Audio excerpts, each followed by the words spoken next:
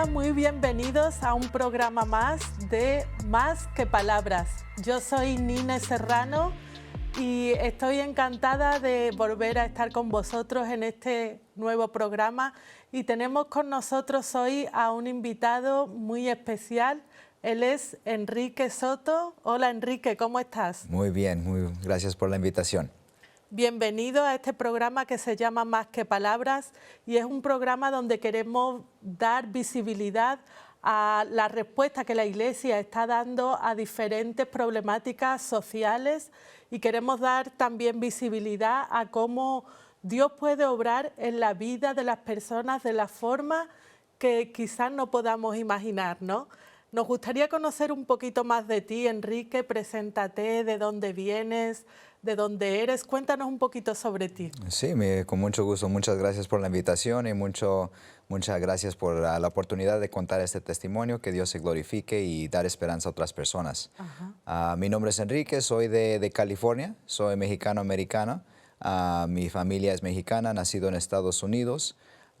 Y por mi profesión, antes era profesor, me dediqué a dar clases en inglés, trabajé también en la política educativa y a través de eso desarrollé una enfermedad de alcoholismo, donde toqué fondo y gloria a Dios, a través de mi recuperación he cambiado mi vida, donde he entregado mi vida al Señor, me ha cambiado mi carrera, trabajando ahora en las medias de las redes sociales y marketing, y aproximadamente 3 años decidí dejar mi casa y poner mi vida en las manos del Señor, pidiéndole que me dirigiera mis pasos. He viajado por muchos lugares a través de los Estados Unidos, El Salvador, México, y hace 10 meses me ha traído el Señor aquí a España.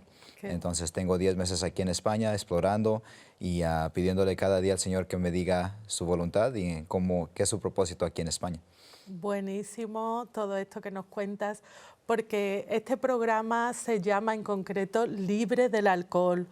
Y te hemos invitado, Enrique, porque sabemos aquí en Andalucía, en España, existe esa cultura, ¿no?, del consumo del alcohol, como desde niños, los jóvenes, en los cumpleaños, en las celebraciones incluso de Reyes, en Navidad, todo se celebra con alcohol, y ahora estamos viendo un auge también entre la juventud, porque en este programa hablamos también sobre los jóvenes y las situaciones que están afrontando, cómo están existiendo modas ahora mismo como la de beber el máximo posible en 15 minutos, cómo esto puede destruir la vida de una persona, pero en medio de esta situación, en la que vemos que cada vez más personas están viviendo esta situación de alcoholismo, ¿no?, o cómo se está fomentando desde niños, desde jóvenes, en medio de eso nosotros queremos transmitir una luz de esperanza, que es posible salir de las adicciones, ¿no? Y me gustaría que tú, a través de tu testimonio de vida, de cómo tú, que ya lo has vivido, puedes compartir y transmitir esa esperanza a las personas. Pero en principio, coméntanos un poquito, ¿en qué momento te das tu cuenta que eres alcohólico? Porque hay una forma de beber que es socialmente y hay otra situación en la que uno dice, aquí ya tengo un problema, aquí ya hay que hacer algo. Coméntanos, ¿cómo te das tu cuenta que eres una persona alcohólica? Sí, algo que a través de los años en recuperación, yo creo que nadie crece diciendo yo quiero ser un alcohólico, quiero ser un drogadicto. Todo comienza a poco, ¿no? Sí. Como todas cosas. Y entonces para mí mi vida con el alcohol comenzó con lo que es lo social. Comenzó en recuperación, se habla mucho de que comienza primero con diversión, luego diversión con problemas y al final solamente problemas. Sí. Entonces yo empecé a beber a los 18 años, fui a la universidad, era muy común, como ahora se ve aquí en España similarmente. En Estados Unidos se usa mucho el alcohol a la temprana edad, entonces comencé en ese momento. Yo vengo de una familia de alcoholismo. Entonces yo de pequeño yo siempre decía, yo nunca quiero ser un alcohólico porque veo la destrucción que trae el alcoholismo. Fíjate. Pero a los 18 años empecé a experimentar y comenzó con con fiesta a los 18 años. Y estaba en la universidad y yo siempre mi excusa es, well, tengo fiesta, bebo en los fines de semana en fiesta, pero soy responsable para mantener mis estudios, entonces mantengo mi trabajo. Entonces yo nunca lo vi como un problema, porque nunca me afectó mi trabajo ni nada. Pero poco a poco se dice que el alcoholismo es una enfermedad, al igual que como la diabetes, un cáncer, es una enfermedad que se progresa a través del tiempo. Entonces comencé con pocas bebidas y poco a poco empezó a subir la cantidad de alcohol que estaba consumiendo. Y al consumir más alcohol estaba dependiendo más, que se hizo más frecuente, que la cantidad que tomaba al principio no me afectaba. Entonces tenía que beber más para tener ese tipo de efecto. Y en los estudios en Estados Unidos se dice que beber más de 2 bebidas en una sentada es ya abuso de alcohol. Entonces comienza primero con el abuso de alcohol, de beber 2, 3 socialmente. Parece que son 14 para damas o 20 para, no recuerdo la cantidad exacta, pero hay una cantidad de cuánto se bebe por semana. Sí. Y es lo social. Pero a través de eso se empieza a desarrollar la dependencia al alcohol. Sí. Y creo que cuando empezamos a ver de que el alcoholismo está tomando la vida de una persona es cuando empieza a afectar la vida de la persona. Entonces falta el trabajo, falta con amistades, falta con familiares, afectando con situaciones de cárcel, médico, etc. Y es lo que pasó conmigo. Empecé con poco a poco, primero con la fiesta y luego poco a poco empecé a tener más accidentes. He terminado en el hospital, he tenido accidentes, he sido arrestado manejando bajo la influencia y he pasado por muchos accidentes a través de eso. Pero como te digo, siempre yo decía, yo no tengo problema porque tengo mi apartamento, tengo un trabajo, estoy progresando en mi carrera y todavía cumplo mis deberes. Entonces me gusta beber mucho, pero también trabajo mucho. Y entonces nunca lo veía como un problema. Pero ya al final, cuando se desarrolla como alcoholismo, es cuando el cuerpo ya está dependiente del alcohol. Entonces llegué al punto donde iba al trabajo, pero en la noche ya estaba listo para empezar a beber otra vez. Y es lo que me daba la calma de la ansiedad que tenía. Y entonces llegué al punto de que ya mi cuerpo, cuando paraba de beber, empezaba a temblar. Empezaba a tener una resaca que no podía sostener ya alimentos o comida y a pasar por una resaca donde mi cuerpo empezaba a temblar queriendo esa bebida. Ahí es donde podemos ver también el peligro, ¿verdad, Enrique? Porque vemos que a lo mejor los jóvenes empiezan como por diversión, incluso yo creo la conciencia de los adultos. Yo he visto en mi propia ciudad, en las propias cabalgatas de Reyes, los que estaban conduciendo los camiones bebiendo alcohol. Y es algo que está tan aceptado que no nos damos cuenta como tú comentas. Cuando tú empiezas, llega un momento en el que sin darte cuenta puedes estar dentro de un problema y no saber cómo salir. En esa situación en la que tú me dices que empezabas ya a temblar, es que tu organismo ya te lo está pidiendo, ¿no? Pasa eso con el alcohol y con otras sustancias y no somos conscientes cómo eso puede afectar también a una persona que entra quizás como por algo que no pasa nada, que beber de esta forma no pasa nada. Pero ¿qué piensas tú? ¿Tú piensas que el alcoholismo o la dependencia del alcohol es una causa, un síntoma? ¿Es porque la persona hay algo ahí dentro de ella que tiene que afrontar y no es capaz de afrontarlo? Se relaciona muchas veces también con la timidez, personas que no son capaces de relacionarse socialmente y acuden al alcohol como un refugio y una forma para hacer cosas que no se atreverían a hacerlas de otra forma. ¿Qué piensas? ¿Tú has vivido esto en tu experiencia personal? Sí, 100%. Y de lo que he aprendido a través de mis años en recuperación es de que el alcoholismo viene siendo 50% genética, que podemos tener esa predisposición de desarrollar alcoholismo por lo que viene en nuestras genéticas. Y luego el otro 50% viene siendo social. Y como has mencionado, es mucho la cultura de que ahora se ve como normal beber. Y aún en las películas en Estados Unidos se glamoriza la idea de beber hasta el tope o lo que se llama binge drinking, de beber muchas bebidas en una sentada, un fin de semana. Y entonces ya se ha vuelto como algo social. Pero sí, para mí creo que lo que estoy ahora aprendiendo en mis años de recuperación es de que al final cualquier persona que termina con adicciones es porque no estamos bien del espíritu. Es una enfermedad que viene siendo espiritual más que nada, mental y también física.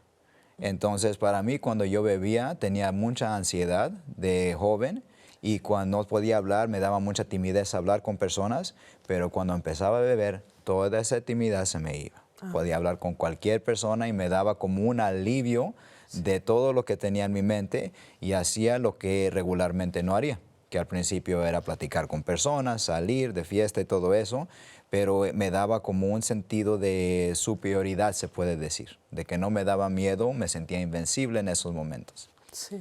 Y ya a través del tiempo me acostumbraba tanto a ese sentimiento de que cuando no bebía me sentía muy ansioso. Entonces bebía por la noche, iba a reuniones de trabajo donde había bebidas y me sentía cómodo poder tener cualquier tipo de conversación, pero durante el día me sentía muy ansioso y nervioso que no podía tener esas conversaciones. Yeah. Entonces sí viene siendo 50% genéticamente tenemos esa predisposición para tener ese tipo de adicción y el otro 50% viene siendo social. Pero sí, viene siendo a través de traumas o cosas que yo ahora no sabía que yo estaba tratando de escapar. Ciertas cosas de ansiedades, depresiones y a través de diferentes situaciones que han pasado por la vida, de que decía, para olvidar esto voy a beber para no tener que pensar esto. Eso es. Digamos que es como uno recurre al alcohol o a otra adicción como una anestesia, ¿no? Para tapar un dolor, para tapar una carencia. Y me gusta que has sacado tú mucho el tema de que en tu familia tú eso lo viviste de niño, lo viste en tu papá, supongo, y cómo esto se pasa de una generación a otra y cómo esto afecta también, digamos, biológicamente y el ejemplo, que es lo que estamos hablando mucho, como sin nosotros ser conscientes podemos estar afectando a niños, a jóvenes a nuestro alrededor por ser influencia de que en momentos difíciles, en lugar de afrontarlos, de gestionarlos, de pedir ayuda, estamos al contrario apartándonos y buscando una solución rápida que a la larga lo que hace es meternos en un pozo, ¿no? En un pozo. ¿En qué momento, Enrique, te quería yo preguntar, qué pasó en tu vida? ¿En qué momento tú tocaste fondo y dijiste, ya no puedo más, aquí tengo que buscar una solución?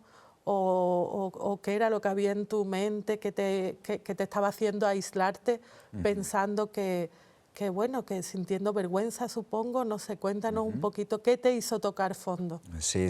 Como mencioné, la enfermedad viene siendo mucho más espiritual que física o mental, aunque son los tres diferentes componentes, pero para mí la bebida siempre ha sido social.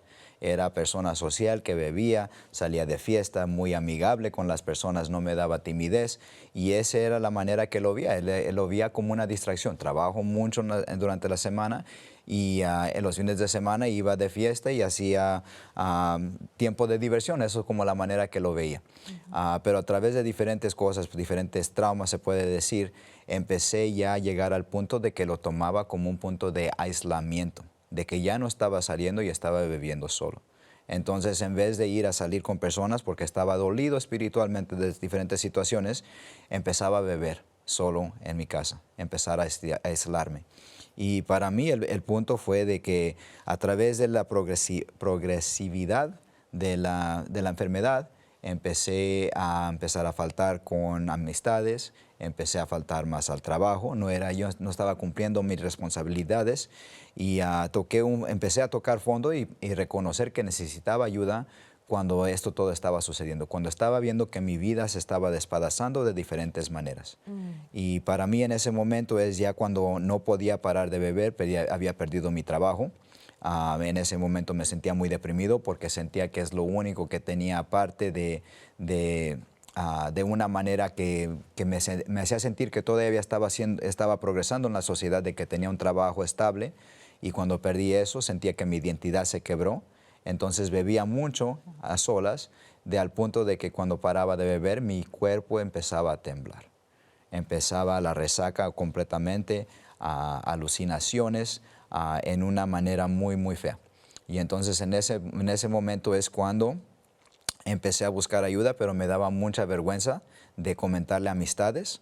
Mi familia no sabía, vivía lejos de mi familia, en otro estado, y también no sentía cómo ni decirle a mis compañeros de trabajo ni a mis amistades. Sí. Empecé a buscar en línea los síntomas de alcoholismo. Y empecé a buscar en el YouTube síntomas de alcoholismo y empezaba a ver los síntomas que estaba pasando yo. Entonces digo, estoy pasando por esto. Creo que ya he llegado al punto de que esto ya no es social. Ya he estado desarrollando los síntomas de alcoholismo. Y en ese momento es cuando empecé a buscar un chat en línea de personas que habían pasado por esto, que me empezaban a decir cómo pasar por este proceso, cómo cuidar mi cuerpo y empezar a buscar ayuda. Y en ese momento es cuando empecé a buscar las reuniones de Alcohólicos Anónimos y buscar esa ayuda con otras personas y empezar a reflexionar si esto es algo que en realidad ya había llegado fuera de control. Y sobre el tema de la familia, Enrique, ¿en qué momento tu familia se da cuenta? Porque sabemos que hay muchas situaciones en las que una persona sufriendo esta enfermedad, el alcoholismo, está afectando a toda la familia completa, como aquí muchas veces ya surgen malos tratos, como esto afecta también una tristeza en la familia, intentar encontrar una solución puede incluso terminar con destruir una familia completa, ¿no? ¿En qué momento tu familia se da cuenta y cómo lo llevan ellos esta situación? ¿Recibiste apoyo de parte de ellos? Sí, bueno, es muy interesante porque yo vivía en un estado diferente. Entonces yo vivía en Washington, D.C., mi familia en California. Entonces ellos nunca vieron mucho de la manera como consumía el alcohol. Entonces es algo que por mucho tiempo estaba escondida porque tenía mi trabajo por muchos años, todo estable. Pero creo que al final de que cuando ya la bebida llegaba a un punto excesivo, a veces hacía llamadas que decía cosas que normalmente no dijera. Cosas que dolían a familiares. Entonces, cuando empezamos a notar ese cambio de carácter, creo que estamos viendo cómo una sustancia está afectando a la persona. Y mi familia no se dio cuenta por mucho tiempo hasta que tuve una recaída y en esa recaída terminé en un psiquiatra por una semana y es cuando mi familia vio el nivel y todo fue nuevo para ellos. Entonces ese fue el punto de que mi familia se dio cuenta y todo salió a la luz en ese momento. Y ha sido un proceso no solamente de recuperar mi cuerpo y todo eso, mi mente, pero también de empezar a restaurar esas relaciones entre familiares. Eso es, sí. Y mira, y nosotros desde este programa que se llama Libre del Alcohol, queremos traer esperanza a esas familias, a esas personas que estén pasando por esta situación, queriendo remarcar en esta mañana algo muy importante, y es que se puede salir del alcohol, que hay esperanza, que hay vida restaurada. Y ahora vamos con eso, ¿no, Enrique? ¿En qué momento tú tienes ese encuentro con Jesús o de qué forma fue cuando tú, una vez que has tocado fondo, dices aquí, solo me queda subir, ¿no? Y salir de este pozo? ¿Cómo ha sido ese momento en el que pudiste salir y entrar en esa libertad en tu vida? Sí, sí, sí. Mi proceso ha sido gradual. No fue de un momento a otro, pero ha sido gradual. Cuando empecé a notar de que ya el alcoholismo, la bebida, me estaba afectando mi cuerpo, mi trabajo, mi carrera, todo eso, empecé a buscar ayuda, empecé a buscar reuniones de apoyo como Alcohólicos Anónimos y a empezar a reconocer, uno, que no estaba solo y dos, que había una solución, pero no estaba listo para rendirme. Entonces yo estuve entrando, saliendo, tal vez por un mes dejaba y luego entonces bebía otra vez, 2 meses llegaba. Y recuerdo que alguien que estaba en el programa me dijo, puede ser la próxima bebida, 10 bebidas o 10 años después vas a terminar en el mismo lugar donde estabas. Y en ese momento yo todavía no estaba listo de dejar de la adicción. Entonces yo seguía tratando de controlarlo por mis propios medios y en un par de meses terminé en una peor situación. Y en ese momento es cuando ya me llegó como el flip en la cabeza y dije, las personas que me estaban tratando de ayudar tienen razón. Esto ha tomado control de mi vida. Y aún cuando estaba yendo a las reuniones de recuperación y todavía no estaba listo, se me quedó grabado el mensaje.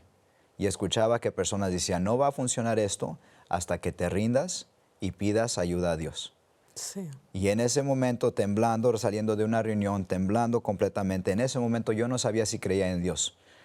Y me puse de rodillas por primera vez, me humillé y dije, Dios, si existes, si eres verdadero, necesito ayuda. Esto ha tomado control sobre todo aspecto de mi vida. Y creo que en ese momento empezó a cambiar ya el deseo y la obsesión que tenía por el alcohol para vivir una vida sobria. Entonces empecé a tomar las diferentes sugerencias sobre las reuniones de recuperación, de ir a reuniones diariamente, de hacer lo que me recomendaban hacer, a cambiar mi manera de pensar, a cambiar mis pensamientos y cambiar también mi carácter. Y entonces en ese tiempo empezó mi recuperación y buscar más de Dios. Comenzó mi búsqueda de Dios en ese momento. Y es trabajar ese programa espiritual. Lo que he reconocido es de que lo opuesto de la adicción no necesariamente es la sobriedad, que es de decir parar de beber. Eso es una parte grandísima. Pero la otra parte es la conexión. Entonces, a través de ir a centros o a reuniones de recuperación, me conectaba con otras personas que habían pasado por lo mismo. Me identificaba con sus testimonios y también me identificaba con las maneras que ellos podían sobresalir de decir no cuando pasaban las tentaciones, de poder ir a una reunión donde había alcohol y decir que no y pasar esa copa. Todo eso te ayudó los grupos, ¿no? Te dio una fortaleza también, te dio una seguridad el no estar solo, ¿no? Hablábamos que una de las mentiras que se usa de voces en nuestra mente, estás solo, esto solo te está pasando a ti, ¿no? ¿Qué le dirías tú ahora mismo a una persona que pueda estar pasando por esa situación, que siente vergüenza, que cree que está solo, que quizás piensa que es un desastre, Sí. hombre o mujer? ¿Qué le dirías tú? ¿Qué mensaje le dirías claro y conciso para que tome un paso hacia la libertad que tú estás experimentando hoy? Así es, sí, creo que lo primero es de que no estamos solos. Eso. Yo para mí al principio yo decía, no quiero que nadie se dé cuenta, me daba mucha vergüenza, no quería que nadie se enterara de eso, dije va a impactar mi carrera y todo eso. Creo que ahora estamos en una sociedad de que aceptamos que el alcoholismo es una enfermedad. Sí. Entonces, de que hay maneras de recuperar, hay diferentes opciones. Para mí me ayudaron esos grupos que hay en todo lugar del mundo y conectarme con otras personas. Entonces, uno, de que no estamos solos. Dos, de que sí hay esperanza y ver el testimonio y ver a otras personas que ya habían pasado por lo mismo que yo había pasado, viviendo una vida con más paz, una vida con serenidad, me empezó a dar ese tipo de ánimo, ¿no? Entonces, lo primero es de que no estamos solos, de que hay ayuda y que hay personas que han pasado por lo mismo, que están dispuestos para ayudar, y al compartir nuestras inseguridades con otras personas es cuando comienza la sanación interior también para poder superar no solamente la dejada de cualquier sustancia, pero también emocionalmente recuperar uno el alma para estar en una condición espiritual buena. Y más que nada, lo más bello de mi recuperación es de que he encontrado esa conexión con Dios, de tener esa conexión con Dios, de poder pedirle ayuda en todo y de ver el cambio que Él está haciendo en mi vida a través de rendirme y de buscar qué es su voluntad en vez de que quiera es mi voluntad y lo que yo quería hacer. Eso es. Pues mira, en el programa ahí a través de YouTube, las personas que quieran tener más información de estos grupos de Alcohólicos Anónimos, hay una página web, pueden buscarlo por internet, pueden escoger la provincia en la que estás ahora mismo y ahí van a aparecer una serie de grupos y de recursos donde tú puedes unirte sin tener miedo, sin tener vergüenza, donde vas a ser bien acogido, donde va a haber personas que han pasado o están pasando por la misma situación y no te van a juzgar, ¿verdad? No te van a juzgar, van a intentar acompañarte en un proceso de salida de donde tú estás, porque sí hay esperanza, sí hay esperanza. Dice también en un versículo que me gusta muchísimo de la Biblia, dice en Salmos, creo que es en el 42, dice, me sacaste del pozo de la desesperación. Esto es lo que hace Dios con nosotros, nos saca del pozo de la desesperación, pone nuestros pies en un lugar firme y seguro, y a medida que vamos caminando y confiando en Él, dice que Él nos va a estabilizar, nos saca de esa situación de desesperación, nos pone en un lugar seguro, nos rodea de amor, de personas también que nos comprenden, y confiando en Él y rindiéndonos, como tú has dicho, Él va a estabilizar nuestra situación, Él nos va a sacar de ese lugar y podemos experimentar esa libertad. Así es. Nos gustaría también que, Enrique, tú das una última reflexión breve, porque nos queda poquito, como 1 minuto y algo de programa, pero danos una reflexión de traer esperanza a estas personas o a estas familias que puedan estar sufriendo esta situación. Sí, sí, así es, así. Con ese versículo también lo que se me viene mucho que dice en la Biblia que si el Hijo los hará libre, serán libres. Entonces, de que la libertad está disponible. Y para todo tipo de adicción o cualquier problema, de que Dios está dispuesto. También para mí lo que estoy reflexionando no fue hasta que yo pedí ayuda a Dios directamente, o me humillé y dije, estoy listo para rendirme, de que empezó a cambiar el cambio. También la otra cosa que se me viene es de que hay una vida mejor. Yo no podía entender eso al principio. Dije, esto ha sido mi vida por tanto tiempo, pero ahora estoy dispuesto a hacer lo que pueda para vivir una vida mejor. No sabía qué se me esperaba, pero la vida que vivo ahora es mucho más de la vida que pudiera imaginarme cuando estaba viviendo en las garras del alcohol. Qué bueno esto. Ahora Enrique está viviendo una vida con propósito, ayudando a otras personas que están pasando por esta situación de alcoholismo, y es increíble cómo Dios obra en nuestras vidas. Seguiremos y vamos a profundizar en otro programa, pero queremos agradeceros por compartir este tiempo con nosotros, por aprender juntos siempre y siempre transmitiendo esperanza y vida, porque es lo que queremos a todos ustedes. Gracias por estar con nosotros, gracias Enrique. Muchas gracias. Nos vemos. Danos un último mensaje de esperanza, Enrique.